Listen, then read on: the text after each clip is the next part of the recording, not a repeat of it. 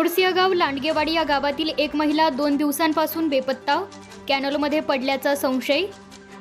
सांगली जिल्ह्यातील कवठेमहांकाळ तालुक्यातील नरसिंहगाव येथील अंदाजे 40 ते 45 वर्ष वयोगटातील एक महिला गेल्या 2 दिवसापासून बेपत्ता असून या प्रकरणाची नोंद कवठेमहांकाळ पोलीस ठाण्यात करण्यात आली आहे।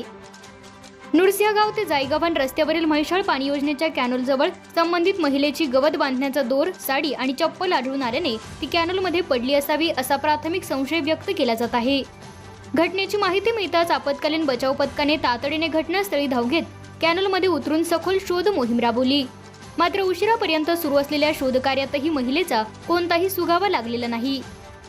या शोध मोहिमेत कैलास वडर, सागर जाधव, विशाल कवठेकर आणि महेश गवाणी यांनी सहभाग घेत कॅनलमध्ये शोधकार्य केले। दरम्यान बेपत्ता महिलेचा शोध सुरू असून या घटनेची नोंद कवठेमहांकाळ पोलीस स्टेशनमध्ये करण्यात आलेली आहे। कवठेमहांकाळ वार्ता न्यूज साठी मुख्य संपादक जगन्नाथ सकट।